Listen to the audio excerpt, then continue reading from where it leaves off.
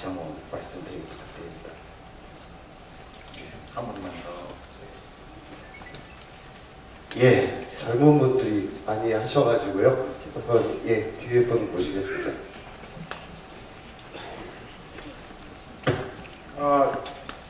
원장님 반갑습니다.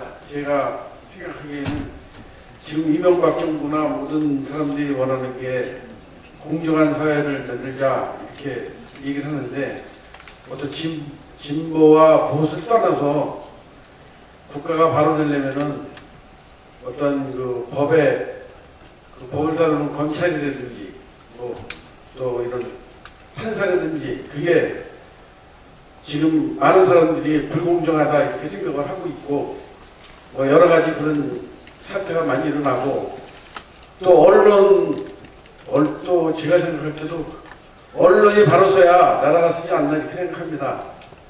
거기에 대해서 그 원장님의 견해가 어떤지 앞으로 만약에 우리가 이 국민들한테 공약을 할 때 검찰 개혁을 어떻게 한다든지 언론 개혁은 어떻게 하든지 그런 걸 갖다 좀 견해가 있으면 좀 밝혀주시기 바랍니다. 예, 말씀 잘 들었습니다. 첫 번째 말씀해주신 검사장님 군자와 서인으로 이렇게 진보 보수를 비교할 수도 있겠습니다만은 저는 보수에서도 보살피려는 분들이 있다고 봐요. 보수 진영에도. 그리고 이제 진보 진영에도 또 꼭 그렇게 남을 내려다보는 그런 문화가 없는 것은 아니라고 생각합니다. 큰 틀에서 봐서 국가의 역할과 관련해서는 진보 진영이 사람들을 보살피는 일을 하는 게 이제 국가의 할 일이다 이렇게 생각하고 있고, 보수 진영 속에서는 국민을 통제하는 것이 국가의 역할인 것처럼 생각하는 차이, 이런 것들은 있다고 봅니다. 그러나 진보 진영 혹은 보수 진영에 속한 사람 모두가 문화적으로 볼 때 다 그런 것은 또 아니지 않을까, 그렇게 좀 덧붙여서 말씀을 드리고요. 이제 역순으로 좀 답변을 드리면, 공정사회 이런 것은 굉장히 좋은 말이라고 저는 생각합니다. 좋은 이야기고 우리 사회에 정말 필요한 것이 공정성이라고 생각합니다. 근데 이제 공정이라는 게 있기는 있는데, 분명히 공정한 것과 불공정한 것의 차이가 있는 것은 분명한데, 이게 또 사람들이 직관적으로 느끼는데, 이 내용을 구체적으로 이렇게 규정하려고 하면 또 사람들마다 같지가 않아서 이제 공정성의 기준을, 아주 객관적인 기준을 만드는 것 또한 매우 어려운 일인 건 사실입니다. 그러나 이제 사법부와 관련해서 보면 법원은 그렇게 문제가 심각한 것은 아니다, 저는 그렇게 생각합니다. 법원은 되게 우리나라의 사법제도 자체가 검사가 일단 하여튼 가지고 오거나 또는 당사자들이 민사소송이 걸려서 법정에 온 것만 가지고 이렇게 하는 거기 때문에 사법부가 적극적으로 나서서 잘못된 걸 바로잡는 경우는 없습니다. 사법부는 이제 소극적으로 재판부에 누가 가지고 온 것만 하는 거기 때문에 여기든 적극적인 역할을 기대하기는 좀 어렵다 이렇게 보고요, 원래부터가. 근데 검찰의 문제는 상당히 심각하죠. 검찰은 우리 이제 민주주의 국가 이론 또는 시민정부론 이런 것에 따르면 견제받지 않는 권력은 존재해서는 안 됩니다. 그러니까 어떤 권력도 견제받지 않는 권력이 존재한다는 것은 민주주의의 기본 원리에 어긋나는 거라고 생각하죠. 근데 우리나라에서 검찰 권력은 견제를 안 받습니다.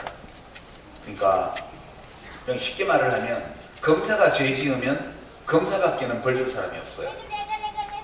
그러니까 다른 어떤 집단이든 전부 죄를 지으면 검사가 하여튼 형사소출을 할 수 있는데 반해서 검사가 저지르는 범죄는 검사 자신이 형사소출해야 된다는 문제가 있죠. 이건 심각한 문제고요. 그 다음에 이제 예를 들어서 죄 없는 사람을 끌고 가서 재판을 하는 거 이런 것도 문제가 있지만 죄 있는 사람을 아예 기소하지 않는 것도 심각한 문제죠. 과거에 성공한 쿠데타는 처벌 못한다 이런 검찰의 논리 또는 여하튼 자기들이 봐주고 싶은 사람은 기소독점권을 갖고 있기 때문에 기소 안 함으로써 봐주고 자기가 꼭 해코지 하고 싶은 사람은 죄가 없는 경우에도 일단 기소해서 멍들게 만들고 그렇게 하죠. 누구를 기소유예하고 누구를 불기소하고 누구를 기소할 것인가 기소할 때 어떤 죄명으로 기소할 것인가 이게 전부 다 검찰 자체의 판단에 맡겨져 있습니다. 그래서 심각한 문제라고 보고요. 이 문제를 이제 인지했기 때문에 사실 참여정부 때 고위공직자 비리수사처를 따로 만들어서 거기서 검사의 범죄에 대해서는 기소할 수 있도록 그렇게 하는 방안을 추진했지만 잘 안 됐죠. 당시 집권당이 그거를 꼭 해야 되겠다는 생각이 없어서 그때 그게 안 됐고요.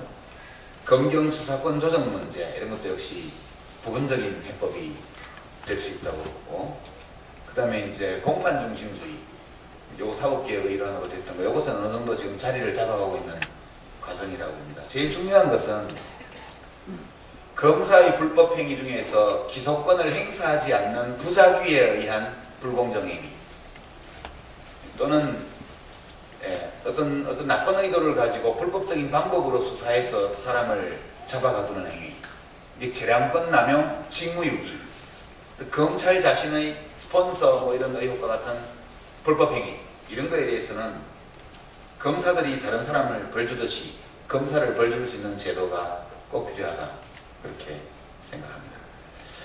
한남대 회계학과 학생이 제가 시간이 좀 불충분해서 충분히 설명을 못 드린 연연도 좀 있는 것 같은데요.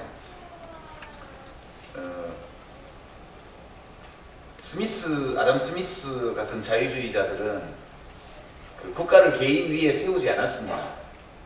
그건 분명하죠. 그러나 이것이 보수적인 국가 이론인 것은 분명합니다. 왜냐하면 이 자유주의 국가 이론은 국가주의 국가 이론에 대한 안티테제로 그에 대한 대항으로 나타난 겁니다. 그 당시 경제 영역에서도 국가가 국부를 증진한다는 미명 아래에서 각종 특권 특혜를 남발하고 무역을 규제하고 막 통화량을 조작하고 이런 일들이 비일비재하게 벌어졌고 그렇게 국가가 국익 정진이라는 목표를 내걸고 자의적으로 개입하는 경우보다 차라리 개입하지 않고 각자에게 맡겨서 내버려 두는 편이 국익 정진에 제일 좋다. 이게 이제 스미스의 경제 이론이고 국가 영역에 적용하면 국가를 운영하는 사람들이 어떤 주관적인 가치 판단에 따르는 지향 이것을 객관적인 진리로 착각해가지고 또는 의도적으로 오해해서 이걸 가지고 사람들을 간섭하고 괴롭히고 국민에게 명령을 내리고 이것은 좋지 않다는 거예요. 그래서 이것은 이제 존 로크가 나중에 존 로크가 이 시민정부론이라는 책에서 자세하게 기술한 바와 같은 그런 이른바 이 시민민주주의 또는 주권재민의 사상에 입각한 입헌체제 이런 것들을 정립한 정치이론과 바로 연결되는 사상입니다. 그러나 이것이 국가의 역할을 지나치게 좁게 규정하고 있고 그 국가의 자의적인 규제, 간섭, 개입에 반대하는 이론으로 나타났기 때문에 그 반작용으로 지나치게 국가의 역할을 좁게 규정한 측면이 있습니다. 그렇게 하다 보니까 오늘날에 와서는 이 고도로 복잡해진 산업사회에서 국가가 계약 자유라는 이름으로 내버려 두었을 때 그것이 공동체의 어떤 기초 질서를 위협하는 수준의 사회적 부정의, 불의 이런 것들을 만들어낼 수 있음에도 불구하고 이런 교조에 집착해서 왜 계약 자유에 국가가 개입하느냐 이런 논거로 사용되고 있는 것이 사실이거든요. 그래서 이것은 이제 보수의 국가론인데 다만 이것이 이념형 보수가 아니고 이른바 시장주의 보수 또는 시장형 보수주의 이렇게 제가 분류한 겁니다. 오늘날의 한나라당과 같은 이 정당은 이념형 보수와 시장형 보수가 공존하고 있는 정당인데 주도권을 쥐고 있는 것은 이념형 보수라고 보고 있습니다. 시장 보수가 주도권을 쥐기만 해도 양반이죠. 요새 뭐 이한구 한나라당 의원